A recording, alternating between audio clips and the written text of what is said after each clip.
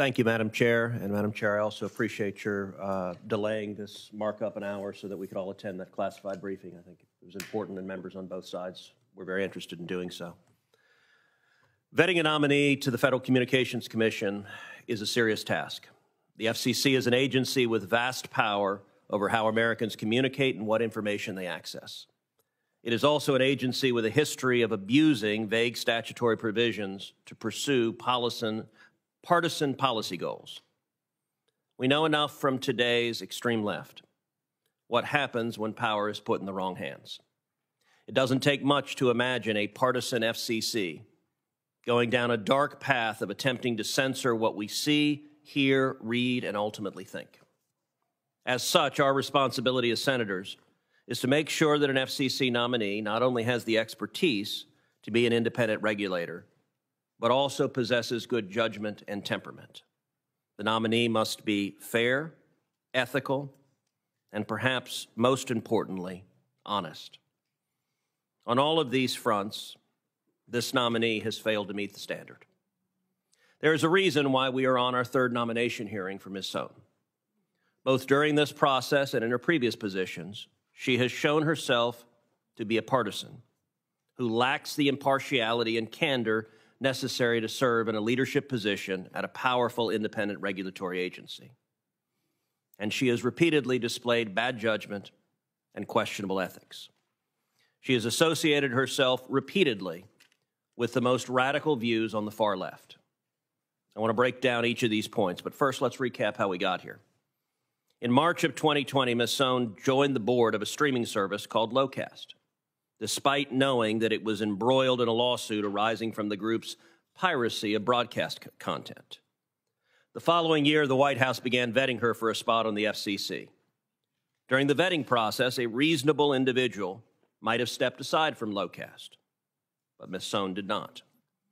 Despite being considered to regulate the very same companies that were suing her organization for stealing from them, Ms. Sohn remained on Locast's board. Then in the fall of 2021, a federal judge found that Locast had engaged in illegal behavior, ordered it to stop operating, and awarded statutory damages of $32 million to the broadcasters. On October 26, 2021, President Biden announced his intent to nominate Ms. Sohn. Just one day later, Ms. Sohn signed an agreement settling the lawsuit. Ms. Sohn then hid significant details about the settlement from this committee. She actively misled senators about the settlement's dollar value and her ability to share settlement information with the committee. It's clear why. The settlement was a sweetheart deal. The broadcasters drastically reduced her organization's penalty by 98%, literally 2 cents on the dollar, from $32 million to $700,000. It was already improper that she executed a settlement with the broadcasters at the very same time she was being nominated to the FCC. But to then cut a sweetheart deal with them and to be dishonest with it, with members of this committee, is disqualifying. A basic requirement for public officials is trustworthiness. And on that front, Ms. Sohn has failed. If Ms. Sohn's brazen theft of intellectual property, her lack of candor, and her conflicts of interest weren't disqualifying on their own, then her long record of poor judgment should seal her fate. Just this past year, while her nomination was pending, Ms. Sohn was making multiple financial donations to senators who were charged with voting on her confirmation. Had this been done by a Republican nominee, I have no doubt that my Democrat colleagues and their media allies would be apoplectic at this point. But sadly, this level of unseemliness is a pattern with Ms. Sohn.